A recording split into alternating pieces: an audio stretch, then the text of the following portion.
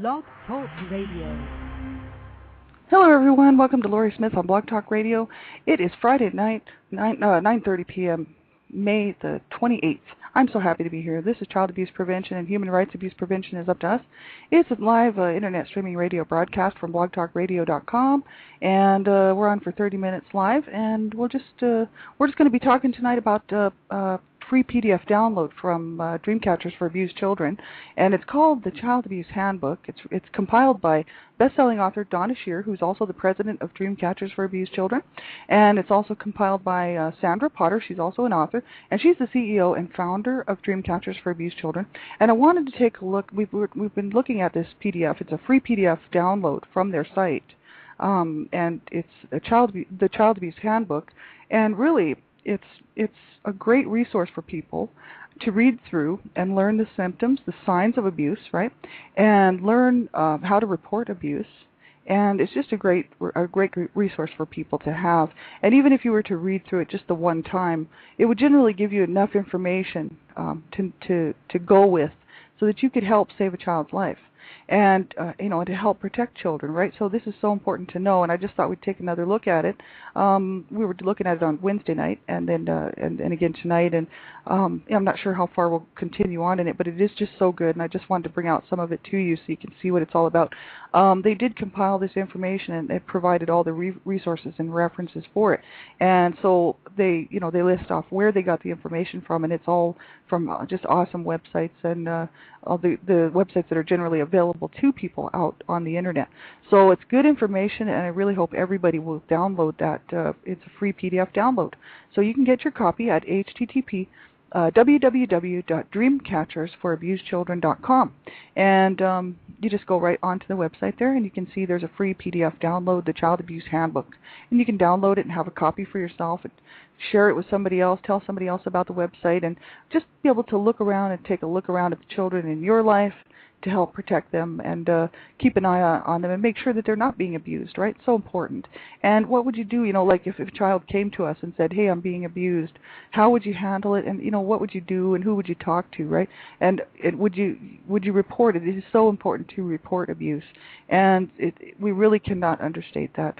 Abuse is wrong. Any abuse towards anyone is wrong. And so we have to make sure that we protect the people in our lives, right? So that's why I want to continue on with this. So we'll keep going with this. I'm not a professional. I don't hold any professional certificates or counseling certificates. I'm just a person who believes that child abuse needs to stop. Human rights abuses need to stop, and especially child abuse, because children cannot stand up for themselves. They don't have a voice, and quite often cannot protect themselves, actually in almost every case. Cannot protect themselves, and that's why it's so important that we do stand up for children and help children, right? So that's why I'm doing the show, and just to be one more voice out there to say that, we need to stop child abuse and really educate the public and become educated ourselves on what's actually happening out there, and just to make a difference in children's lives today, tomorrow, the next day, right? And that's why I think it's important that everyone gets involved. There's lots of voices out there talking about child abuse, and I just wanted to be one more, just to add my voice to theirs. And so that's why I do these shows. And also because I study child rights. I'm a part-time student at MRU here in Calgary, in between courses because I can't afford to go right now. So I'm just continually researching and studying, and in the meantime, I'm the Canada Regional Director for DREAMCATCHERS for Abused Children, and so I continually study and look for materials regarding child abuse prevention, and just about anything I can find on child abuse so that I can help educate myself as well as educate others, right? So that's why I'm doing this show. So if the topics of abuse bother you, please turn the show off, as, sometimes people can find abuse it is a sensitive topic. And so, if you're just not comfortable listening to the topic of abuse, please turn the show off. You would not be hurting my feelings, right? And if you're a young person under the age of 18, I ask that you have someone listen to the show with you, an adult, and hopefully, preferably a parent, who cares about you and wants to know what you're doing online, and because they care, right? Because child online sexual predators are everywhere. There's millions of them online at any given time, and you can find that information out on the FBI's website. The FBI has a great website for internet safety, how to keep yourself safe, and so you just want to to get the facts and get the education, right? And learn, how to keep yourself safe and how to keep your family safe when you're online. And I think because the materials on my shows are very adult oriented, there's a lot of adult content on my shows. They're ultimately about stopping child abuse. But because the material is so sensitive, I don't know where these Blog Talk players are, how young the listeners are. So if you're a young person under the age of 18, especially really young, I would ask that you'd have someone listen to the show with you to help you decide whether or not you should be listening to it. It's just so important. And so, yeah, my chat room is open. If anybody wants to go sit in the chat room, you're more than welcome to join me. And, we're just on for about another 25 minutes, and I wanted to take a look, continuing on here, at signs of physical abuse in this PDF, this Child Abuse Handbook. And signs of physical abuse number 3 is burning. Now, on Wednesday we went over signs of physical abuse. The first sign was bruising. The second sign, beatings. The third sign is burning. So that's what I wanted to look at here, because this gives some very detailed information about the issue of burning as physical abuse on children, and what to look for, and what's likely to happen when children are burned, as when they're being abused and they're burned. There's all kinds of horrific ways people do abuse their children and burn them, and this is just it's so disturbing. Actually, it's very graphic. So be very much aware that the material in this PDF download is very sensitive and it's very graphic, and as well as the material on my show. And I have a thing on my show page that actually explains that you have to listen at your own discretion. And if at any time you just feel like it's uncomfortable for you, just please turn the show off. But I'm not uncomfortable talking about abuse because I've lived with abuse all my life, and I know what it's like to survive child abuse. I'm a survivor of child abuse myself, and my siblings as well, and my parents as well. They were abused as children, and of course just passed it on down to us. And so I know a lot of what these children are going through, and so this, I don't mind talking about abuse, but a lot of people might find it very uncomfortable. So if you find it uncomfortable, please turn the show off. And so we'll get right into it. Signs of physical abuse number 3, burning. Burning is the third most frequent cause of death in children from 1 to 14 years of age, and the fourth most frequent in children under 1 year of age. 70 to 90% of childhood burns occur in the home during the winter months, early morning and late afternoons being the most vulnerable times. There are several kinds of burns. There's chemical burns, cigarette burns, electrical burns, heat burns, and water burns. Each presents their own unique signs of physical abuse. I'm just reading from the page here. With chemical burns on the skin surface, depending on the chemical used, where there can be a rash, blistering, and or open sores that are pushing or bleeding and or bleeding. When caustic substances such as lye or acid are thrown, they are typically aimed at the child's face. And if a child is forced to ingest chemicals, there will likely be nausea, vomiting, cramping, chest and abdominal pain, distension, and possibly unconsciousness. Now this is the signs to look for, right?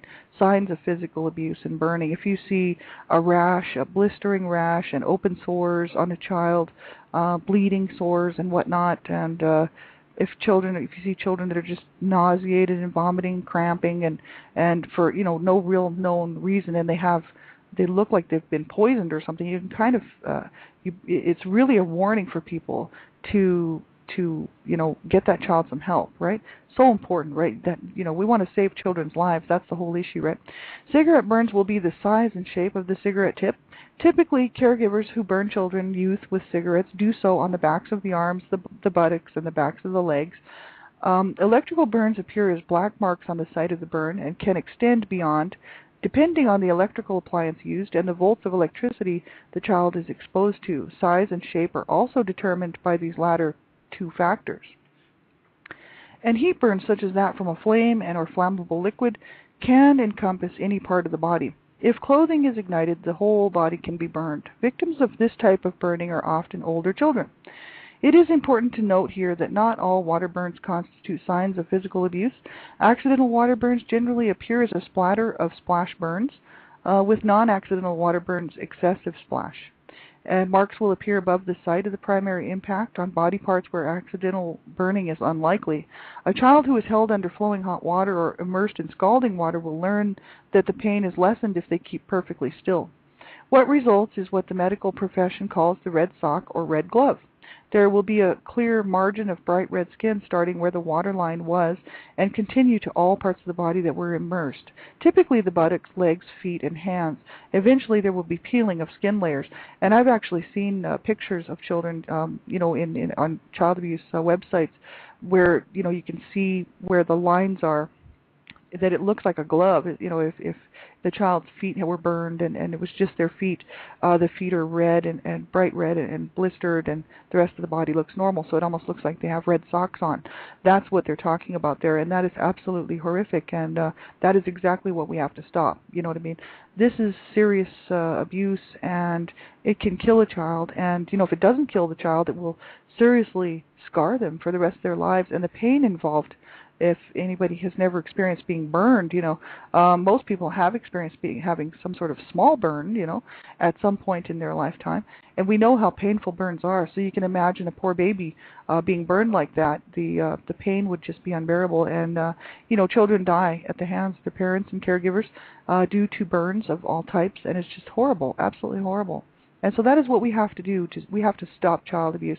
And I'm going to continue to fight this fight till the day I drop. And I hope that more people will get involved. And anyone who's listening to this show you don't have to have children to get involved, and you don't have to be abused or a survivor of child abuse to get involved.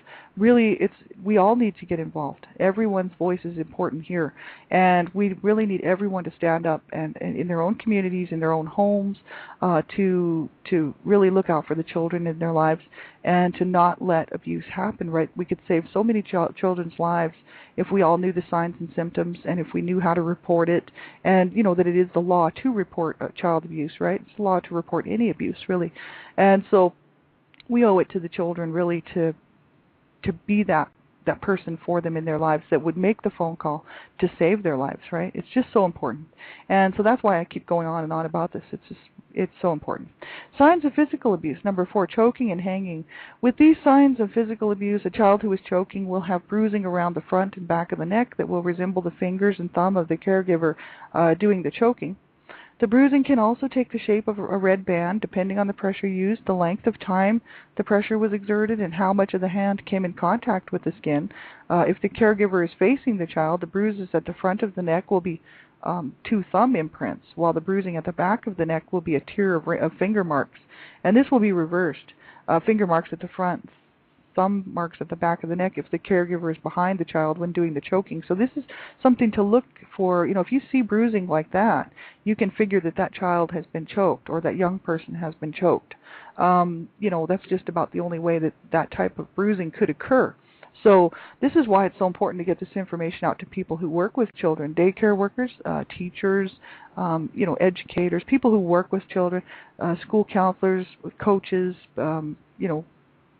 club, people who run day camps and people who are, involved in, working with children really should know the signs and symptoms of child abuse especially. But really, I think we all need to know the signs and symptoms, because if you have children in your life, then it's so important to know what to look for to protect them, right?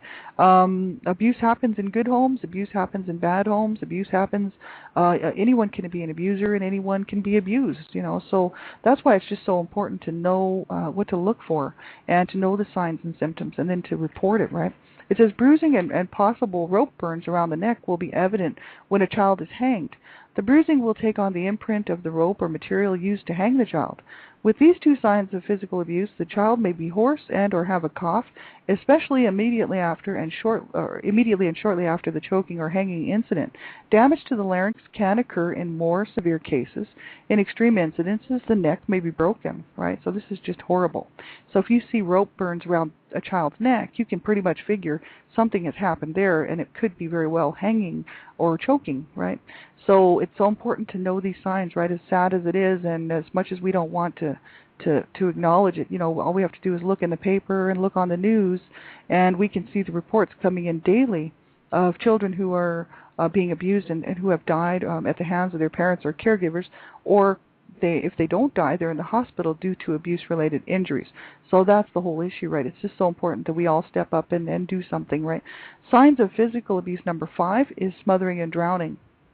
And during smothering, a child's breathing may be compromised, but other than this immediate effect, there may not be any noticeable physical abuse evidence. There can be bruising around the face, especially the nose and eyes and upper chest area, depending on the item used to do the smothering and the force extended or exerted to asphyxiate the child. That's a hard word. With drowning, there may be a hand or finger bruising at the back or side of the neck or at the shoulders where the child was held underwater with force, and the child's breathing may be jeopardized on a more long-term basis when these two signs of physical abuse are done regularly. If the child's breathing is raspy or the child has difficulty catching his or her breath, this may be a sign of smothering or drowning. And more children are drowned than you know, and quite often by parents, especially mothers who are having a lot of problems with what do they call that? The postpartum depression.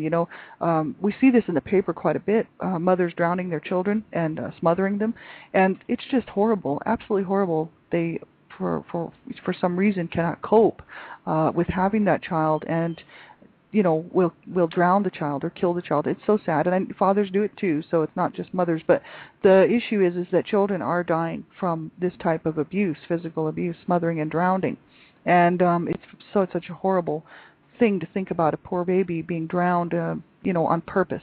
Bad enough when accidents happen. Elizabeth Brawley had a great show on Dreamcatchers Talk Radio last night, and you can catch the archive at www.blogtalkradio.com/Dreamcatchers.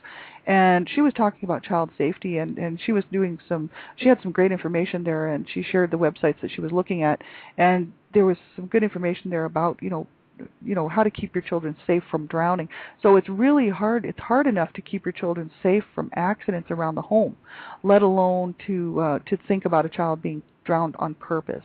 And that's the whole issue, right? It's so sad, and that's why we need to stand up and for these children. At least 5 children per day will die at the hands of their caregivers or parents, and if they're not killed, there'll be so many more reports that go not reported.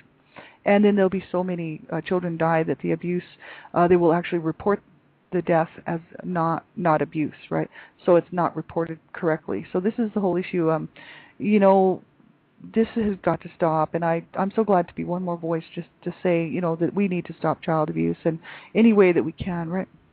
All of us need to get involved, no matter how we do it, because resources are limited. People have a limited number of resources, and time. Time is an issue, right? A lot of people don't have a lot of time to donate. I work full time. I also help look after my sweetheart who's terminally ill, and I'm very, very busy. You know what I mean? But I do, in my spare time, try to do whatever I can to try to help stop child abuse and to get the information out to people. And it's just so important. So. Here we'll move on to sign number 6 of physical abuse, which is poisoning. And it says poisoning may be difficult to detect because quantity is what determines the ill effects. Children can be poisoned with drugs, dish liquid, gas, for example, combination of ammonia and bleach and other noxious substances. A child who has been poisoned may suffer from nausea, vomiting, abdominal cramping, diarrhea, lethargy, sleepiness, lightheadedness, dizziness, and in more severe cases, unconsciousness. When noxious substances are force-fed to a child, depending on the substance, signs of physical abuse are redness, chemical burns, or bleeding in and around the mouth. If a child is forced to ingest this dish liquid, the child will not be able to control his or her bowels, and a rash may be present around the mouth and lips. So this is horrible. Children are bad enough that children, like we were saying, get poisoned because of accidental poisoning in the home with getting into cupboards that they shouldn't be getting into, and getting into stuff like, for instance, dish liquid or something else under the cupboard like bleach or whatever, and then drinking it, because little toddlers and young children, especially like under the age of 4 and 5, they are so curious, and they want to explore everything, and that's why it's so important to have those safety locks on your cupboards so that children cannot get into them, child-proof locks and door handles and stuff like that. And keep the chemicals away from children where they can, where they can't get any access to them, like up extremely high, somewhere locked behind a door, like a closet door, or garage door that you can actually lock with a key and have that key with you, right? So important, right? Because children, it's bad enough that children die end up in the hospital because of accidents, but when it's actually abuse and people are actually doing this to these children, that just breaks my heart. bad enough for accidents to happen, and they do. But then when we have people doing this to their children on purpose to hurt them, that is just a sickness, and it's a disease, it's an illness. Abuse is nothing but a plague upon society, really, and no child deserves to be treated like that, and I wouldn't wish that on anybody, really. No person on this planet deserves to be treated like that, and so that's why it's so important that we reach out and try to help these children do whatever we can, right, to stop child abuse. And signs of physical abuse number 7 is hair pulling. Thinning hair and bald patches on the scalp may be present with severe hair pulling. The child may experience headaches and may also exhibit neck pain if the hair pulling incidents are accompanied with jerking or snapping of the child's head. And this is the whole thing, you know, a lot of parents grab their kids by the hair and, you know, just to straighten them up, and it's not a good thing to do, because you can injure the child's neck, you can injure their back, you know. It's just so important to not do that. You know, and if you see a child who has bald patches on their head and they have bad headaches and they have neck pain, you know, you might start to wonder what's happening with that child. That's why these signs and symptoms are so important to know. And signs of physical abuse number 8, pushed from heights. Bruising and broken bones are the most common abuse injuries when a child is pushed from heights. If a child is pushed down a flight of stairs, bruising may be present anywhere and everywhere on the child's body. And really, if they're pushed down a flight of stairs, it'd be a miracle if they lived through it, you know, and didn't suffer a broken neck or broken back or something. That's the whole issue with this. You know, we have seen cases in the paper and on the news lately, not too long ago, last month and whatnot, where children have been pushed downstairs and or thrown over stairwells by parents who were just out of their minds, whether they were using using illegal substances or just having a lot of mental issues. You know, you cannot throw your child downstairs. Bad enough for children to fall down a set of stairs. You just hope and pray that they'd live through it and survive and not be too broken up. But the thing is when a child, you know, that's why you have to get safety gates for children, and you have to lock them in and really put them into the wall so that children can't push on them, they can't move them, right, to make sure that they do not fall down the stairs, right. But when parents push their children out down the stairs and off of balconies and whatnot, I mean, that's just horrible, and I wouldn't wish that on anybody. And I think that, you know, we have to stop child abuse. Every time I see something like this, it just makes me realize the more that I see this, the more that we have to do it. We have to stop child abuse and really learn how to prevent it and you know, get these children some help. Right? This is happening all over the country and all over the world, really. It's so sad, and we have to stop it.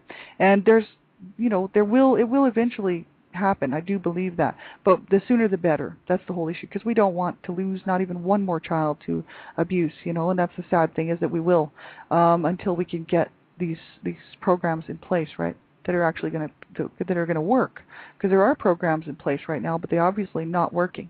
And so that's why we need think tanks. We need everyone to get involved and get busy thinking of solutions and working on them. And then if the solutions don't seem to be working, find some more that are working, right? That's the whole issue, because there's a lot of funding going to you know, groups that just aren't doing all that much, and they've been around for so long and that they just keep going, but there's not much happening within them.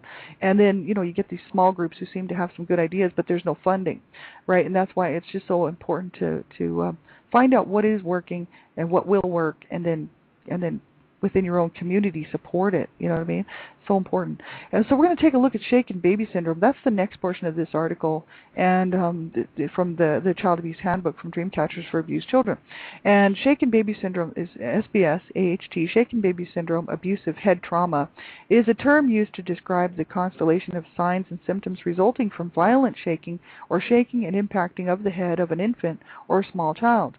In any abusive head trauma case, the duration and force of the shaking, the number of episodes, and whether impact is involved all affect the severity of the infant's injuries. In the most violent cases, children may arrive at the emergency room unconscious, suffering seizures, or in shock.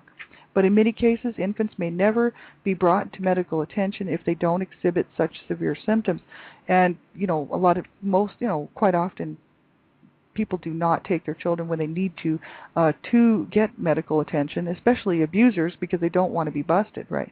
So, children just suffer along in this in this abusive home, and that's the sad part, and many of them lose their lives. And if they're not, they're so severely handicapped. I've seen lots and lots of cases just looking around online and looking at websites that about shaken baby syndrome, that it's just enough to break your heart to see these children in wheelchairs. They can't move, they can't speak, they can't talk, they will never walk because they were shaken as babies or young children, right? Their necks were either broken or their spinal cord was broken. See, so this is the whole issue. We have to stop this.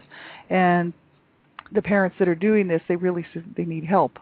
Seriously need help, but who needs help more is the children, and then we need to get the parents some help, and so that they don't ever do that again, and so that they can get help. Right? Obviously, they're having a hard time coping if they're shaking their child so hard that it breaks their neck, or stuff that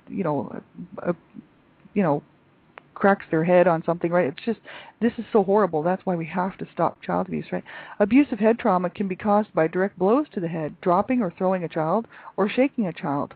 Head trauma is the leading cause of death in child abuse cases in the United States. And it says approximately 60% of identified victims of shaking injury are male, and children of families who live at or below the poverty level are at an increased risk for these injuries, as well as any type of child abuse. This is just statistically, right? It is estimated that the perpetrators in 65 to 90% of the cases are males, and usually either the baby's father or the mother's boyfriend, often someone in his early 20s. So it's generally maybe young people who cannot cope with having the responsibility of a child, and the baby's of course crying and cranky, and that not happy, right? And then these young parents quite often don't know how to handle it, don't know how to cope, and don't know that there are other ways to cope than shaking and killing their children. And so this is the whole issue, right? It's so important. Hey, older people abuse children too. My parents were older and they abused me. So there you go. It's not just always young people. But there, just by the statistics out there, that when they take a look at who the abusers are, it is it's sadly commonplace for young people who just have not really learned to cope, who are having children and aren't really prepared to have these children and don't the help, to get the parenting classes, and maybe they have substance abuse problems. They might have been abused themselves and just continue on a violent, abusive lifestyle. We see that a lot in the paper with abuse cases, and it's so incredibly sad. The baby pays the price, the child pays the price for that, right? When someone forcibly shakes a baby, the child's head rotates about the neck uncontrollably because infants' neck muscles aren't well developed and provide little support for their heads. And this violent movement pitches the infant's brain back and forth within the skull, sometimes rupturing blood vessels and nerves throughout the brain and tearing the brain tissue. The brain may strike the inside of the skull, causing bruising and bleeding to the brain. And the damage can be even greater when a shaking episode ends with an impact such as hitting a wall or a crib mattress, for example, because the forces of acceleration and deceleration associated with an impact are so strong. After the shaking, swelling in the brain can cause enormous pressure within the skull, compressing blood vessels and increasing overall injury to the delicate structure. And in less severe cases, a child who has been shaken may experience, some, forms of problems with that. Right? I've actually misplaced that page, but. Oh, okay, here we go. Lethargy, irritability, vomiting, poor swallowing, decreased appetite, lack of smiling or vocalizing, rigidity, seizures, difficulty breathing. This can all happen with shaken baby syndrome, SBS, or the other one, the abuse of head trauma, right? The AHD. And difficulty breathing, altered consciousness, unequal pupil size, and an inability to lift the head, and inability to focus the eyes or track movement. So those are signs that we can look for, right, for shaken baby syndrome. So that's why the signs and symptoms are so important, just for everybody to know, and so that we can all keep an eye out for the children in our lives and in our world, right, and who are around us, to make sure they're not being abused. And I have about a minute left. I'm the Canada Regional Director for DreamCatchers for Abused Children. Please check our website out at http://dreamcatchersforabusedchildren.com. and you can get all kinds of great information on there. It's updated daily. It's always being updated all the time with new information, and there's great information on there regarding, even for parents who are having a hard time coping and think that they might be abusing their child and they don't want to. And there's great information on there for everyone, really, for survivors, and on how to stop and prevent child abuse, right? So important that we all get that information. And so thanks, everybody, for tuning in. I really appreciate it. Have a great weekend. I'll be on tomorrow with J.L. Godfrey. J.L. Godfrey is a minister of the gospel. He's also an entrepreneur. He's an author. He's a father. He's a husband. He has a great message, and he's also on Blog Talk Radio here at www.blogtalkradio.com/makeithappen radio. And J.L. Godfrey is going to be on my show tomorrow, 11 a.m. Central Standard Time, 12 noon Mountain Standard Time, and for an hour. And he's got something to say which will change everyone's lives, really, for the better, because it's all about, going after your dreams and accomplishing things that you really have been putting off and know that you should do, so that you can get out there and really enjoy your life and my life, right? And he's got some great information for all of us. So I hope that you will tune in tomorrow to hear this great show with J.L. Godfrey. I'm so happy that he's going to be on the show. It's just so awesome. And then again, I'll be back on Sunday with Mount Bethel Christian Fellowship and Worship and Fellowship Bible Study. And I'll also be back on Monday morning as well with One Child Abuse Survivor to Another. And so have a great weekend, everybody. Just take care of yourselves. If you need anything, get a hold of me on Blog Talk Radio or Facebook, and there's various places you can get a hold of me. And, if I can help you find resources or any information, let me know, and I can certainly try to help anyway. And have a great night. Take care of yourselves, and all the best to you all. Have a good night. Bye-bye.